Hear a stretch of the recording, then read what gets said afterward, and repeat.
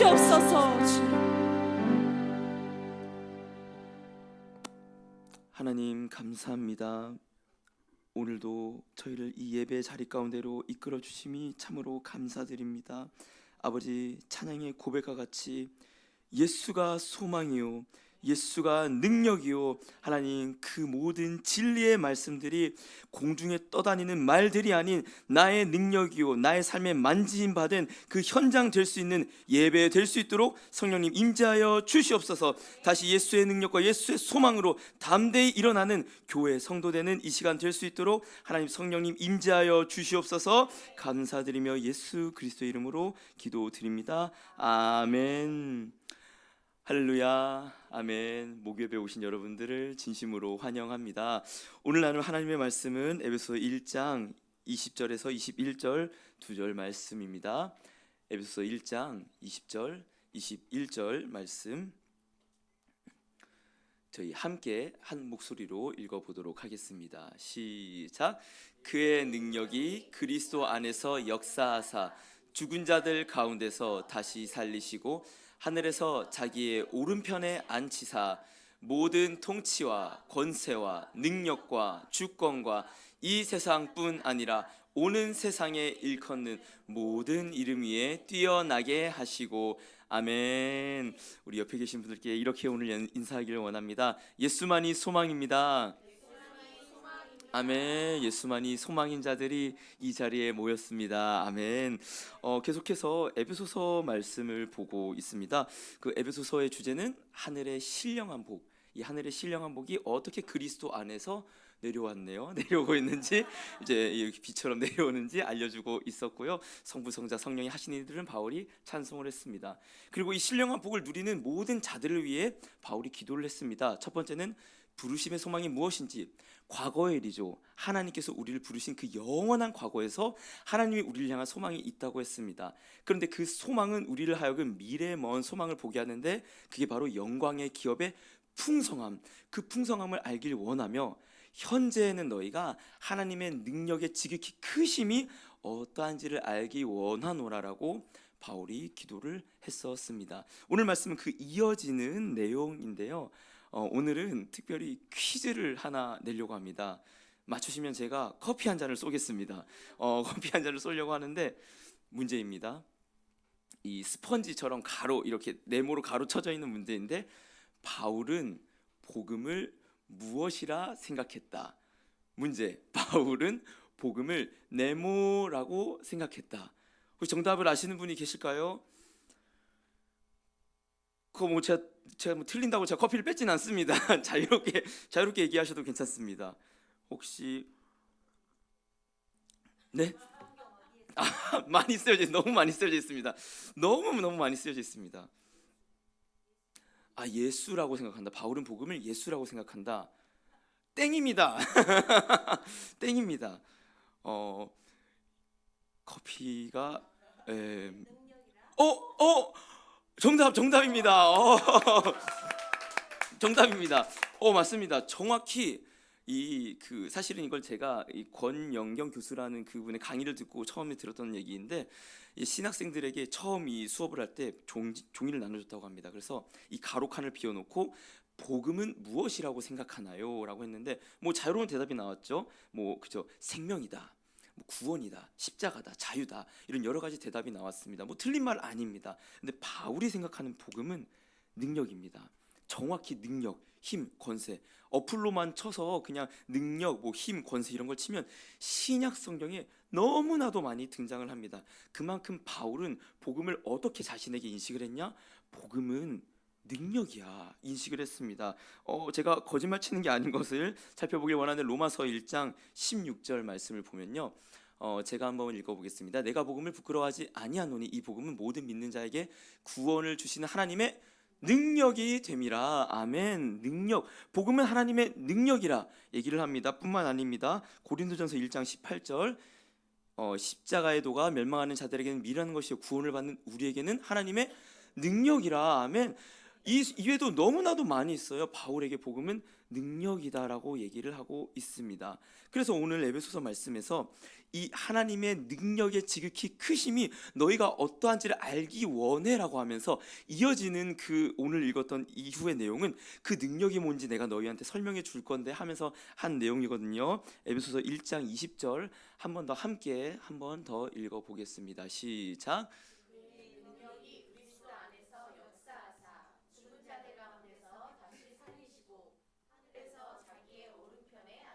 아멘. 그의 능력이라고 얘기를 합니다. 그러니까 그 능력이 뭐냐, 내가 그 능력이 뭔지를 너희에게 알려줄게라고 하면서 바울은 얘기를 하는데, 다음 문제입니다. 그 능력이, 바울이 말하는 능력은 무슨 능력을 도대체 얘기하는 걸까요? 이건 그냥 제가 말씀드리겠습니다. 딴 게 아닙니다. 바울은 부활의 능력을 얘기합니다. 다른 게 아니라, 물론 여러 가지 은사나 여러 능력들과 권세들이 있습니다. 근데 바울은 부활의 능력을 특히나 강조를 하고 있습니다. 아까도 목사님께서 이제 부활절 예배 때 뭐 어떻게 하는 그런 얘기를 나누긴 했었는데, 우리는 부활에 대해서 부활절에만 특히나 예배를 하고, 설교자로서도 그렇습니다. 부활에 대해서 보통 일반 설교에서는 얘기가 다뤄지지 않는 경향이 있는데, 바울은 복음하면은 무조건 부활로 연결시키는 경향이 있습니다. 이는 사도행전에서 나온 바울의 자기의 변론을 통해 나타났는데, 23장 6절 제가 읽어보겠습니다. 바울이 그중 일부는 사두개인이요 다른 일부는 바리새인인 줄 알고 공회에서 외쳐 이르되 여러분 형제들아 나는 바리새인이요 또 바리새인의 아들이라 죽은 자의 소망 곧 부활로 말미암아 내가 신문을 받노라. 아멘. 이 장면이 이제 바울이 로마로 끌려가는 그 여정에서 바리새인들과 사두개인 유대인들 앞에서 자기가 어떻게 예수를 만났는지 간증을 하면서 복음을 전파하는 장면인데, 이때 바울이 얘기를 하는 거예요. 나는 부활의 소망, 즉 죽은 자의 소망 때문에 내가 이렇게 신문을 받으러 가는 거야 얘기를 합니다. 몇몇 학자들은 이게 바울이 사두개인들은 부활을 믿지 않잖아요. 그래서 바울이 이 사두개인과 바리새인들에게 혼란을 일으켜서 이 틈을 빠져나가려고 해서 이 말을 했다라고 말하는 사람도 있어요. 그렇지 않아요. 바울은 이미 죽기를 각오하고 그 로마로 가는 길입니다. 바울의 신념은 늘 하나였어요. 부활 소망. 나 부활 소망 때문에 이렇게 신문 받아 얘기를 하고, 이건 다음 변론에서도 얘기하는데, 사도행전 24장 15절 15절입니다. 24장 15절인데요. 제가 한번 읽어보겠습니다. 그들이 기다리는 바 하나님께 향한 소망을 나도 가졌으니 곧 의인과 악인의 부활이 있으리라 함이니이다. 아멘. 이 이제 벨릭스 총독 앞에서 1차 이제 신문을 받을 텐데, 바울이 이때도 그냥 거침없이 얘기를 하는 거예요. 내가 왜 이렇게 지금 신문을 받으러 가냐면요, 나는 소망이 있어요. 어떤 소망이냐? 의인과 악인의 부활 때문에 내가 이 신문을 받으러 가는 길이에요.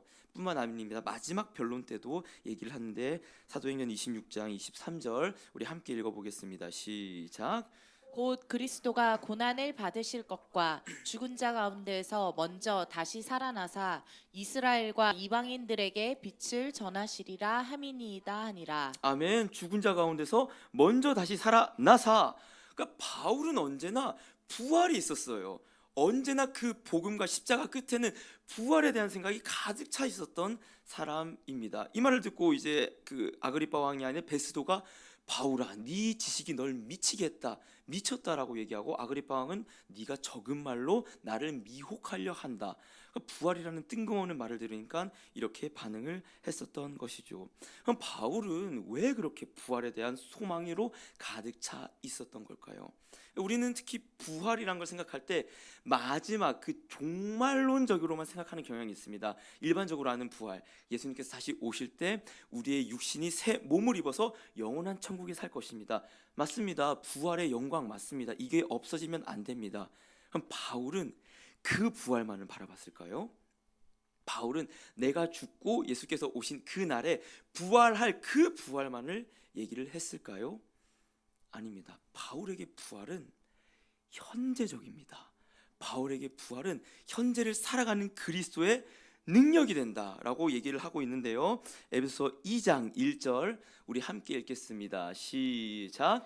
그는 허물과 죄로 죽었던 너희를 살리셨도다. 아멘. 이어지는 내용인데, 그는 허물과 죄로 죽었던 너희를 살리셨도다. 그러니까 부활에 대한 내용을 얘기를 하면서 바울은 이걸 어떻게 이어가냐? 현재 너희의 죄와 사망으로 죽었던 그 상태가 살아난 것을 부활이라고 얘기하는 거예요. 이미 과거형이에요. 이미 현재 부활을 누리는 교회 너희들이요. 얘기하고 있습니다. 2장 5절 6절을 제가 읽어보겠어요. 허물로 죽은 우리를 그리스도와 함께 살리셨고 너희는 은혜로 구원을 받은 것이라. 6절 또 함께 일으키사 그리스도 예수 안에서 함께 하늘에 앉히시니. 아멘. 오늘의 이 부활의 내용을 교회에게로 연결시킨 게 2장으로 이어지는 건데요. 그러니까 우리는 이 부활을 두 측면으로 바라볼 필요가 있습니다.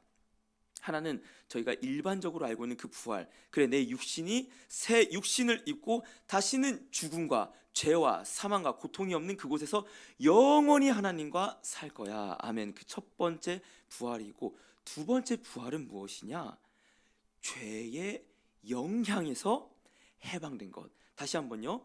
그 마지막의 부활은 죄와 사망이 아예 없는 부활입니다. 그러나 이 땅에서 누리는 부활은 죄와 사망이 있어요. 없지 않아요. 근데 죄와 사망의 영향에서 우리가 자유하고 그것을 이기는 것, 그것을 부활이라고 바울은 설명하고 있다는 것입니다. 이미 성경은요, 이 죄와 죽음에 대해서 이 죽음을 이 종말론적인 죽음이나 혹은 이 육신이 죽는 죽음으로만 얘기하고 있지 않아요. 이 죄와 사망을 죄로 말미암은 그 어떠한 모든 악 영향들, 예를 들어 뭐 시기와 질투와 분노와 전쟁과 그 타락의 모든 결과들을 그냥 죽음, 사망, 죽음에서 날 건져 주시옵소서, 이 모든 것을 이 악의 결과라고 얘기를 하거든요. 그러면 이어서 그 구약적인 배경에서도 봤을 때 그 죄에서 구원받는다, 죽음에서 구원받는 것은 단순히 저 먼 미래에서 내가 육신의 새 육신을 입는 것뿐만 아니라 지금 이 땅을 살아가면서도 내가 죄의 영향에서 벗어나고 해방을 누리는 그것이 모두 뭐다? 부활이다라고 얘기를 하고 있는 겁니다. 이미 구약에서는 이 부활의 능력을 신뢰함으로써 부활의 능력을 현실에 실제로 적용했던 성도들이 너무나도 많이 있는데요. 대표적인 예로 저희 아브라함을 함께 살펴보겠습니다. 창세기 22장 4절 함께 읽겠습니다. 시작. 제3일에 아브라함이 눈을 들어 그곳을 멀리 바라본지라. 아멘. 아브라함이 이제 하나님께 그 아들을 바치라라는 명령을 듣고 모리아 산으로 갔던 사건이죠. 근데 중요한 게 있어요. 제3일에 예수님께서는 제3일 사흘째 되는 날에 부활을 하셨습니다. 이게 성경에서 3일 3일 3일이라는 말이 많이 나오거든요. 제가 계속 이따가 쭉 얘기를 하겠지만 이 3일이 모두 다 부활에 연결된 건 아니지만 많은 부분에서 이미 제3일이라는 그 단어는 예수 그리스도의 부활을 설명하고 있다라는 것이죠. 제가 억지 부리는 거 아니라는 것을 말씀을 통해 살펴볼게요. 22장 5절 제가 읽어보겠습니다. 이에 아브라함이 종들에게 이르되 너희는 나귀와 함께 여기서 기다리라. 내가 아이와 함께 저기 가서 예배하고 우리가 너희에게로 돌아오리라고. 아멘. 아브라함이 지금 종들에게 뭐라고 얘기한 거예요? 우리가 너에게 돌아올 거야. 아브라함이 뭐 이삭을 죽이지 않으려고 했나요? 연기하면서 모리아산으로 떠났나요? 아니에요. 진짜 죽이려고 했어요. 근데 우리가 너희에게 돌아오리라 했다는 것은요, 그러니까 사실 저는 이 아브라함 설교를 하면서 그런 설교를 별로 원하지 않아요. 좋아하지 않아요. 그러니까 이런 설교죠. 여러분 생각을 해보세요. 그 아이를 잡고 손을 잡고 가는 아브라함의 심령은 어떠했겠습니까? 그 발걸음이 얼마나 무거웠겠습니까? 저는 그런 설교를 별로 좋아하지 않아요. 왜냐하면요, 성경은 사실 필요할 때는 이 사람의 감정마저도 솔직하게 다 얘기해줘요. 만약에 아브라함의 고뇌를 말하고자 했다면 이 구약의 이 모세는요, 아브라함의 마음이 무겁더니 이런 말을 썼을 거예요. 그러지 않아요. 아브라함 말씀 듣고 다음날 아침 일찍 떠납니다. 거리상으로 봤을 때 3일 만에 모리아산에 도착했다는 것은요, 재빠른 걸음으로 갔을 때나 가능한 거리예요. 이미 이때부터 아브라함에 뭐가 있었냐? 믿음이 있었어요. 어떤 믿음이냐? 내가 이삭을 죽이더라도 하나님께서 다시 살리실 부활의 믿음이 있었습니다. 그 부활의 믿음이 있기 때문에 이삭을 죽이는 그 믿음의 놀라운, 우리의 상식으로 이해할 수 없는 그 행위까지 나아갈 수 있었다는 것이죠. 이거는 제 말이 아닙니다. 히브리서 11장 19절 함께 읽겠습니다. 시작. 그가 하나님이 능히 이삭을 죽은 자 가운데서 다시 살리실 줄로 생각한지라. 비유컨대 그를 죽은 자 가운데서 도로 받은 것이니라. 아멘. 그를 죽은 자 가운데서 다시 받은 것이라. 그러니까 이미 아브라함은 이삭을 죽였어요. 이미 죽인 거나 다름이 없지만 왜요? 하나님이 나한테 약속하셨기 때문에, 이 이삭을 통하여서 별수 모래수 채우신다고 약속하셨기 때문에, 하나님은 이미 죽은 사라의 태에서 이삭을 태어나게 하셨기 때문에, 만일 이삭이 죽더라도, 내 손에 죽더라도 하나님은 살리실 걸 날 믿어. 이 부활의 능력이 있었기 때문에, 믿었기 때문에 이 놀라운 일들을 행할 수 있었다는 것이죠. 먼저 결론부터 얘기하자면 여러분, 부활의 능력을 소유한 성도들은요, 못할 것이 없습니다. 아멘. 부활의 능력을 신뢰하는 성도들은요, 못할 게 없어요. 자식을 바치는 그 행위, 물론 윤리 도덕적으로 저희 바라보지 않죠. 신앙의 행위로 보지만 그러한 능가하는 행위조차도 성도들은 부활의 능력을 소유하고 있으면 행할 수 있다는 사실입니다. 아멘. 이 부활의 모습, 이 죽었다 살아나는 모습은 여기서 끝나지 않습니다. 저희는 잘 알고 있죠. 이 모세와 함께 홍해를 건너는 사건은 죽었다라 살아나는 사건이라는 걸 알고 있는데, 고린도전서 10장 2절 제가 읽어보겠어요. 모세에게 속하여 다 구름과 바다에서 세례를 받고, 출애굽 홍해를 건너는 그 사건이 이제 세례라고 얘기를 하면서, 골로새서는 뭐라고 얘기하냐, 이 세례를. 골로새서 2장 12절 함께 읽겠습니다. 시작.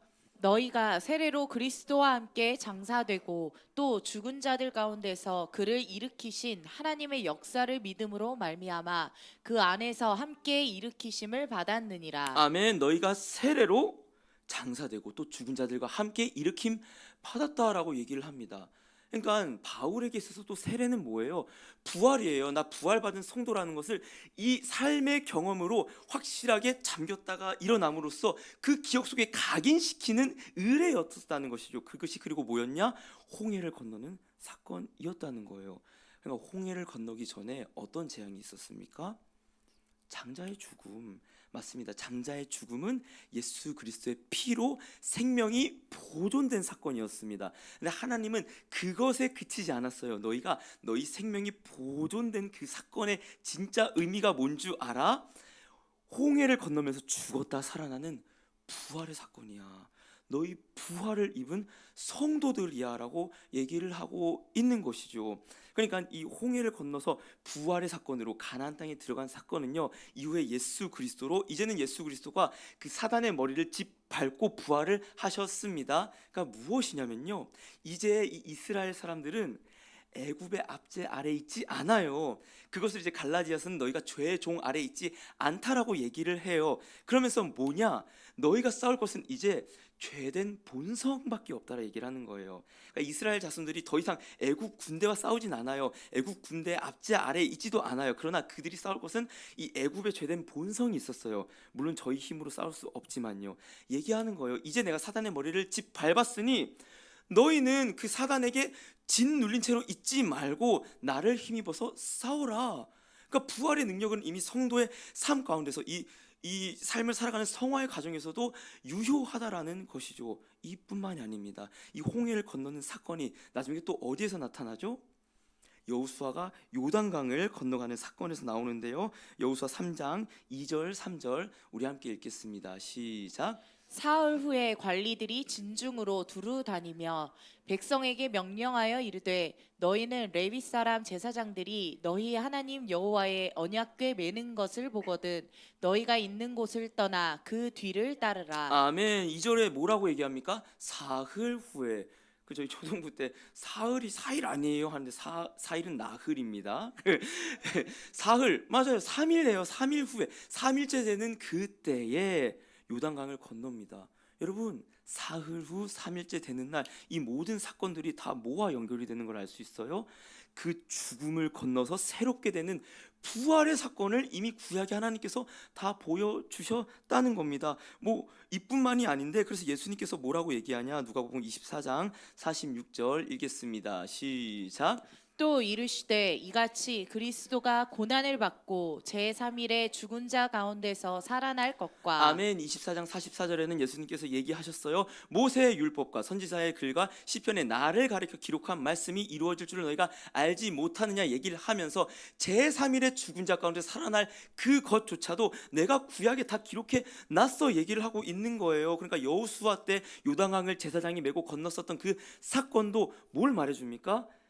제사장들은 하나님께서 내가 설령 요단강에 들어갈지라도 죽은 자 가운데서 살아날 그 믿음, 부활의 믿음을 갖고 한 발 한 발 내디딜 수 있었다는 사실입니다. 아멘. 뿐만 아니에요. 요나도 사흘 만에 이 물고기 뱃속에서 나왔습니다. 예수님께서 뭐라고 얘기해요? 너에게 보일 표적이 요나의 표적밖에 없다. 무엇입니까? 예수께서 요나가 3일 만에 죽은 것 같은 수월에서 다시 살아남을 경험하고 이방 니느웨가 돌아오는 것, 예수께서 사흘 만에 죽은 자 가운데서 다시 살아나시고 이방인들이 돌아오는 그 사건, 요나의 사건으로 얘기했다는 겁니다. 뿐만 아니에요. 에스더도 사흘 후에 그 아수에로 왕 앞에 나가는데 민족적인 죽음 앞에서 사흘의 금식을 통하여서 죽을 뻔한 백성들이 살아나는 부활의 사건들, 여러 부활의 사건들이 이미 구약에서 얘기되었다라는 사실이죠.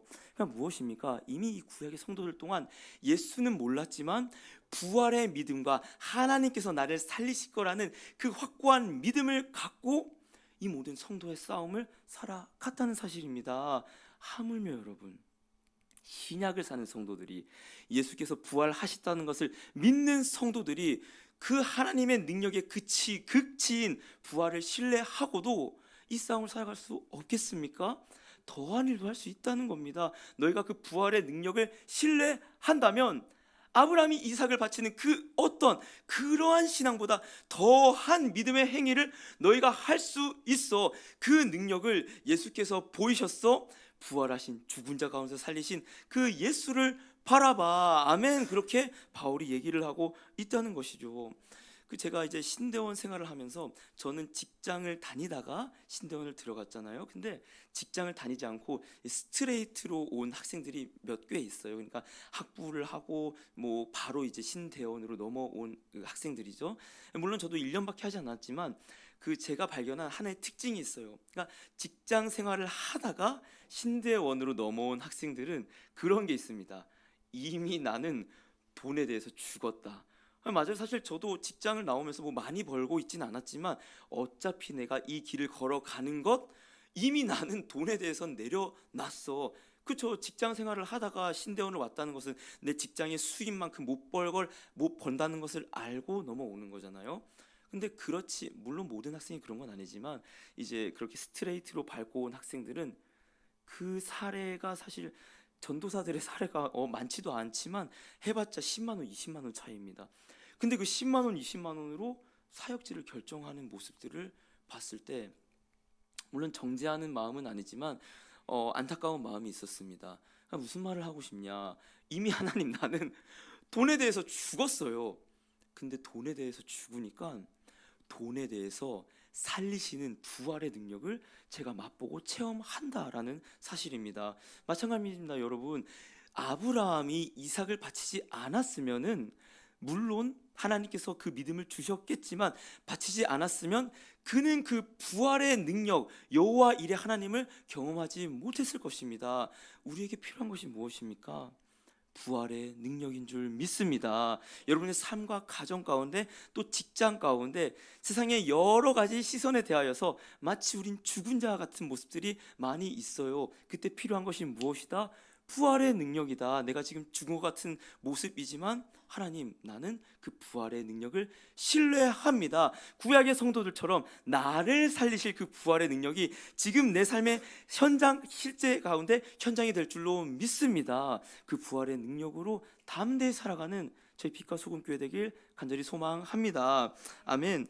이어서 이제 바울은 이 부활을 단순히 개인적 차원에 머무르는 것이 아니라 세상 권세와 통치자들에게 적용을 하는데요. 에베소서 1장 21절 우리 함께 읽어보도록 하겠습니다. 시작. 모든 통치와 권세와 능력과 주권과 이 세상뿐 아니라 오는 세상에 일컫는 모든 이름 위에 뛰어나게 하시고. 아멘. 그러니까 이 부활을 얘기했어요. 알겠어요. 부활의 능력이 맞습니다. 성도의 능력입니다. 죽은 것 같은 상황에서의 살리시는 하나님의 능력입니다. 근데 바울이 거기서 그치지 않고 이러한 예수 그리스도 부활의 능력이 모든 통치와 권세와 능력과 주권과 이 세상뿐 아니라 오는 세상 가운데서 모든 이름 위에 뛰어나게 하셨다라고 이 세대의 권세와 연결을 시킵니다. 이렇게 연결한 이유는 당시의 사회는 이제 로마가 지배했던 사회였습니다. 이 로마는 줄기차게 얘기했어요. 이 로마가 평화를 가져다 준다라고요. 이 에베소 유적에서도 그 에베소 사람의 어떤 집에 낙서가 쓰여져 있는데 이런 낙서가 써 있었다고 해요. 온 세상의 통치자 로마여, 너의 권세는 결코 죽지 않을 것이다. AD 37년에 발견된 이 유적이라고 하는데, 또 에베소 위에 아소스라는 또 항구 도시가 있는데 거기에는 이런 도시의 법령이 선포됐다고 해요. 지금 살고 있는 사람에게 가장 행복한 시대. 그러니까 뭐예요? 지금 로마가 짱이야, 로마가 평화야, 로마가 최고야, 이걸 지금 줄기차게 얘기했었다는 것이죠. 여러분, 이 에베소서의 또 다른 중요한 주제 중에 하나는 사단의 세상 권세와의 영적 싸움입니다. 바울은 알고 있었어요. 이 사단은요, 실은 어떻게 해서 이 자신의 권세를 부리냐? 사단은 절대 결코 사악한 모습으로 나타나서 자기를 숭배하게 하지 않습니다. 광명의 천사의 모습으로 나타나서 살살 꼬드기는 거예요. 야, 너가 왕이야. 야, 너가 최고야. 너가 권세자야, 통치자야, 권력이야. 자꾸만 꼬드기는 거예요. 그래서 인간으로 하여금 인간이 스스로 왕이 되고 인간 스스로를 섬기게 하는 게 사단의 전략이고, 그게 역사 가운데 많이 나타났고 로마가 그 대표적인 나라였다라는 것이죠. 그런데요, 실제로 이 로마가 진짜 평화를 가져다 줬습니까? 아니에요. 저희 알고 있잖아요. 이 로마의 십자가는 실은 로마 사람들이 십자가에 달린 경우가 단 하나도 없습니다. 십자가에 달리는 건 오직 노예들이었어요. 왜 노예들을 달렸냐? 이 로마는 자신의 평화를 이루기 위해서 노예들을 그 자원으로 썼는데 1%의 로마 시민과 99%의 로마 노예들로 그 사회가 이루어졌습니다. 이 로마가 근데 초강대국인 로마가 두려워했던 것이 있어요. 뭐였냐? 노예의 반란. 알고 있었어요. 이 수많은 노예들이 무기를 잡고 반란을 일으키면 이 로마의 사회가 체제가 전복될 것이라는 사실을 알고 있었어요. 그래서 기록에 따르면요, 그 로마 노예 중 목동이 십자가에 박혔는데 그 이유가 뭐였냐? 죽창을 들고 있었다는 이유로. 그러니까 이 죽창으로 이제 돼지를 찌르면서 그런 목동이 있었는데 무기를 들고 있었다는 이유로 십자가에 못 박혔어요. 노예는 무기 소지 불가. 그러니까 십자가에 그 노예들을 달아놓고 너희 까불면 죽어, 너희 까불면 다 이렇게 돼. 그 공포심으로 사회를 통제하고 평화, 거짓 평화를 유지했다는 것이죠. 그러니까 저는 근데 이걸 떠오르면서 마치 이때 오늘 계엄령이 생각이 나는 거예요. 계엄령도 마찬가지잖아요. 체제 전복이 두려워서 그 무력과 힘으로 너희 까불면 죽어. 이 힘과 이 죄인들의 권력이 지금까지 이어지고 있다라는 사실이죠. 그러니까 이때 당시에 헬라인들의 문화는 또 어땠냐? 그러니까 십자가라는 그 형벌이 헬라인들의 어떤 문화와도 맞아 떨어졌던 그 이유는 경기장에 사자를 풀어놓고 노예들을 잔인하게 죽이는 그 모습을 보고 이 사람들이 희열을 느꼈단 말이에요. 문화적인 희열을 느끼고 그것으로 관심이 쏠리도록 했단 말이에요. 근데 오늘날도 오늘 하늘문 난 예배에서 김시성 목사님이 얘기를 하셨는데, 이 종합격투기가 있잖아요. 원래는 종합격투기가 있지 않았고 권투, 그러니까 글러브와 가드를 끼는 권투가 있었는데 더 자극적인 걸 원하는 거예요.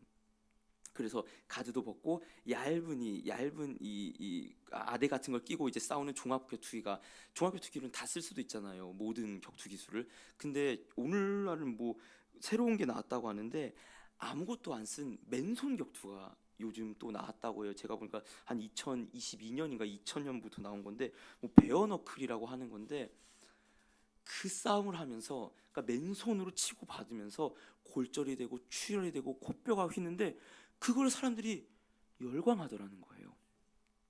인간의 잔혹성, 폭력성, 그 십자가에서 나타난 그 모습이 이제 다른 모습으로 오늘날까지 이어지고 있는 것이죠.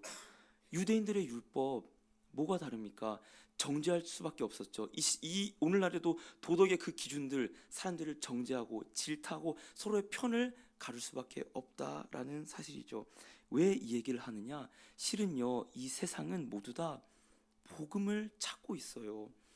각자의 복음이 다른 모습으로 거짓 평화의 형태로 나타나고 있지만 오늘날의 사회, 정치, 과학, 기술 그 것들을 마치 복음의 수단으로 여기고 구원을 꿈꾸고 있다라는 사실입니다. 그러나 어떠한 기술도 어떠한 정치도 어떠한 교육도 사회도 부활을 이루어내지 못했습니다.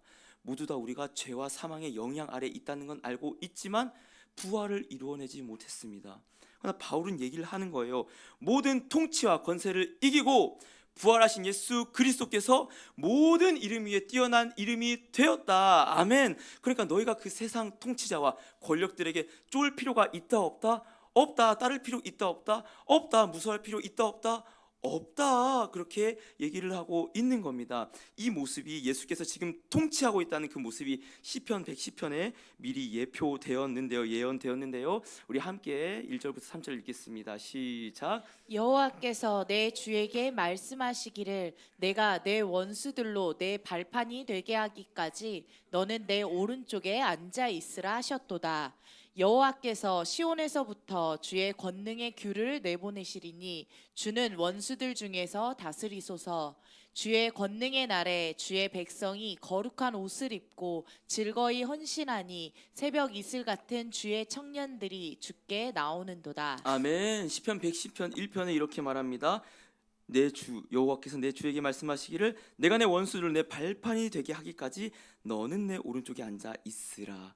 이 시편 110편 1편이 신약의 저자들이 가장 많이 인용한 구절 중에 하나입니다. 그러니까 뭐냐? 이 예수가 사단의 머리를 짓밟고 이미 그 보좌 우편에 앉아 있다라는 사실이에요. 아까 말씀드린 것처럼 이제 저희는 그 애굽의 군대 영향 아래 있지 않습니다. 다만 죄된 본성과 싸울 뿐인데 그조차도 우리 안에 성령께서 함께 싸워 주신다고 말합니다. 그러니까 우리는 이 자신의 죄에 넘어질 때마다 내가 아직 이것밖에 안 되는 사단의 참소를 겪을 때마다 아니 예수께서 이미 너 머리를 짓밟았어. 그리고 내가 하는 거 아니야. 내 안에 성령께서 나에게 영원한 승리를 갖다 줄 거야. 믿음으로 선포하고 부활의 능력을 지금도 누리면서 살아갈 수 있다는 사실입니다. 그리고 종국의 새벽 이슬과 같은 주의 청년들이 우리 모두 다 주의 청년들입니다. 나이도 없어요. 시집 장가도 안 가요. 다 주의 청년들로 새벽 이슬과 같이 나오게 될 줄로 믿습니다. 그러니까 부활의 능력으로 싸워나가 충분히 이길 수 있어 얘기를 하고 있는 것이죠. 저는 오늘날 이 세상 권세와 통치자들의 이 공격이 과연 무엇일까 생각해봤을 때 아주 한나로 대답하자면 세속주의입니다. 한마디로 딴 게 아니라 이 예배드리는 시간, 하나님을 따르는 것들, 이걸 위해 물질과 시간을 투자하는 그 모든 것들이 초라하게 느껴지는 문화를 형성하는 것, 그게 세속주의잖아요. 그게 사단이 오늘날 세상 권세가 이 풍조와 분위기를 만들고 있는 것이죠. 아까도 이제 목사님께서 이제 하늘문에 있는 분과 통화를 했는데 이분이 이제 하늘문에 있는 게 아무튼 너무 힘들다는 겁니다. 저희도 잘 알아요. 저희도 오늘 이제 탈출했다가 또 이제 월요일 날 또 다시 들어가요. 그런데 이제 그러면서 하는 말이 들으려 해서 들은 건 아닌데 이제 소리가 이제 빠져나와서 들렸는데 내가 세상 친구들도 다 끊어지고 만나지도 못해지고 갇혀 있는 것 같고 내가 이렇게 사는 게 맞나 힘들다라고 목사님께 하소연하는 것을 들었습니다. 목사님께서 너가 어떻게 거길 들어갔는지 생각을 해봐라. 그 힘들 때는 그렇게 하나님을 찾았고 지금은 이걸 누리지 못하는 게 힘드냐? 그러면서 만약에 끊어져야 될 관계라면 하나님과 충만히 누려야 돼서 끊어져야 될 관계라면 오히려 끊어지는 게 맞지 않겠느냐라고 아주 티처럼 얘기를 정확하게 해주셨습니다. 그러니까 마찬가지예요. 그러니까 저는 뭐 세상 친구도 없고 교회 친구마저도 이제 끊어질 마당에 있는데 그러니까 이 가치가 그렇게 중요하지 않고 값없이 있게 느껴지지 않는 그 사단의 전략에 우리는 늘 방치되어 있다라는 사실입니다. 그때 우리는 무엇을 외쳐야 합니까? 부활의 능력. 부활의 능력, 내가 이 죽은 것 같은 이 죄된 마음에서 나를 살리시고 나를 소생시키고 먼 훗날에 새벽 이슬과 같이 나를 나오게 하실 그 예수 그리스도의 능력을 나는 신뢰합니다. 사단의 그 권세에 휘말리면 어쨌거나 우리는 그 스크루테이프의 편지라는 글에 보면요, 사단은 결코 우리를 한 번에 훅 떨어뜨리는 경우가 없다라고 해요. 서서히 내리막길로 가서 내가 떨어지는 줄도 모르게, 내가 예배를 혐오하고 범패스럽게 느끼는지도 모르는 그 과정 속으로 빠져 들어갈 때 그걸 꺾는 그 능력이 뭐다? 부활의 능력이다. 바울은 얘기를 하고 있는 겁니다.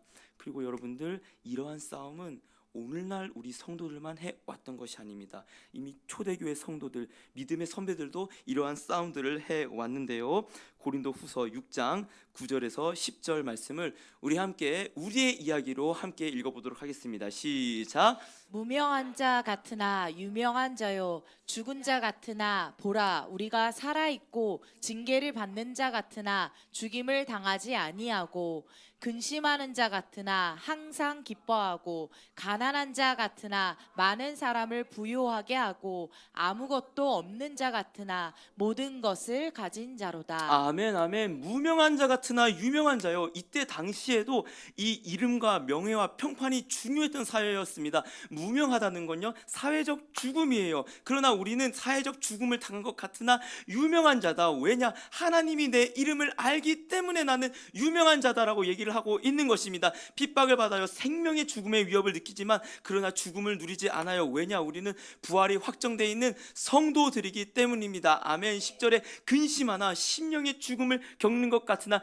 기뻐하는 자입니다. 하나님께서 부활을 약속하신 그 성도를 포기하지 않으시기 때문입니다. 가난한 자들입니다. 가난합니다. 정말로 그때 성도들도 지금의 성도들도 가난한 자들입니다. 그러나 부유하여서 모든 걸 나누어 줄 수 있는 자들입니다. 왜요? 왜 가난한 가운데서도 헌금할 수 있는 거예요? 왜 가난한 가운데서도 소유를 팔아서 남들을 도와주는 그 연보와 헌금할 수 있는 거예요? 왜 이삭을 바칠 수 있었던 거예요? 하나님께서 죽은 나를 살리신다면 이까지 재물 없는 것쯤 하나님께서 회복하시고 살리실 수 있다. 이 부활의 믿음이 있었기 때문에 이 성도들은 능히 그 삶을 싸워내고 이길 수 있었습니다. 사랑하는 여러분, 우리는 이 부활의 능력이 필요합니다. 이 예수의 능력이 필요합니다. 그래서 고린도 후서 1장 9절에 바울이 서론으로 뭘 얘기했었냐? 우리는 우리 자신이 사형 선고를 받은 줄 알았으니 이는 우리로 자기를 의지하지 말고 오직 죽은 자를 다시 살리시는 하나님만 의지하게 하려 하심이라. 아멘. 오직 죽은 자를 살리시는 하나님의 능력, 오직 죽은 자를 살리시는 하나님의 능력이 저희의 삶을 통치하시기를 소망합니다. 그 능력으로 모든 것을 가진 자로 아브라함이 이삭을 내놓는 그 삶, 저희의 삶 가운데서는 당연한 하나님의 능력으로 나타나는 빛과 소금 교회 되시길 간절히 소망합니다. 이 시간 함께 찬송하시겠습니다. 앞서 읽었던 성경 구절의 그 내용을 담은 찬송인데 성도의 노래라는 찬양입니다. 우리의 고백으로 하나님 그 죽은 자 가운데 살리시는 능력을 이 교회 가운데 저희에게 부어 주시옵소서 소망하며 찬송하시겠습니다.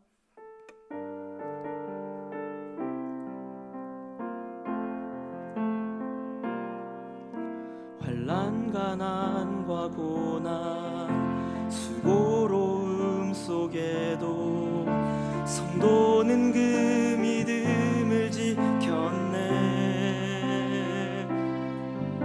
주를 섬기는 일에 자신을 다 드리고 진리의 말씀과 성령으로 그 길을 걸어.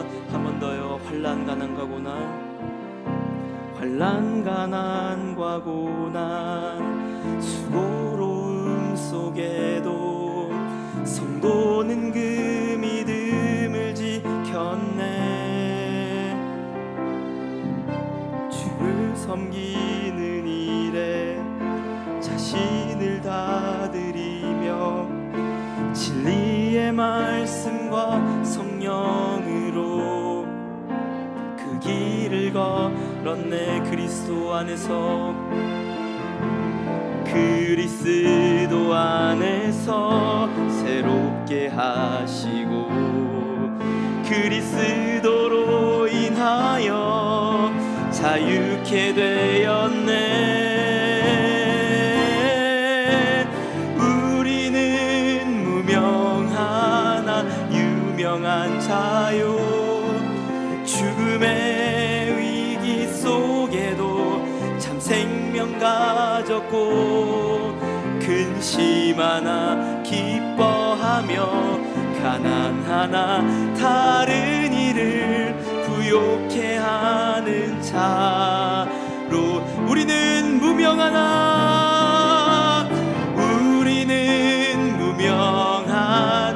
유명한 자 아멘. 죽음의 위기 속에도 참 생명 가졌고 근심하나 기뻐하며 가난하나 다른 이를 부욕해 하는 자 우리는 무명하나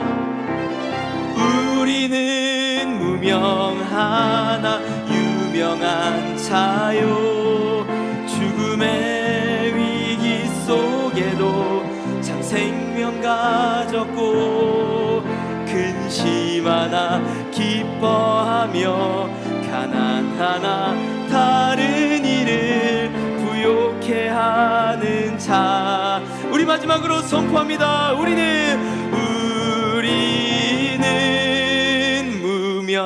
무명하나 유명한 자요 죽음의 위기 속에도 참 생명 가졌고 근심하나 기뻐하며 가난하나 다른 이를 부욕해 하는 자 모든 것 가진 자로다 모든 것 가진 자로다.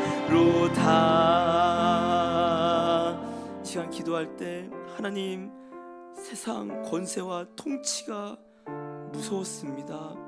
하나님 돈도 무서웠고요 내 시간이 뺏기는 것도 무서웠고요 내 인생이 뒤처지는 것 같은 느낌이 드는 그 사단의 권세에 휘둘리는 저의 모습이 너무나도 많았습니다. 아버지 부활의 능력을 주시옵소서.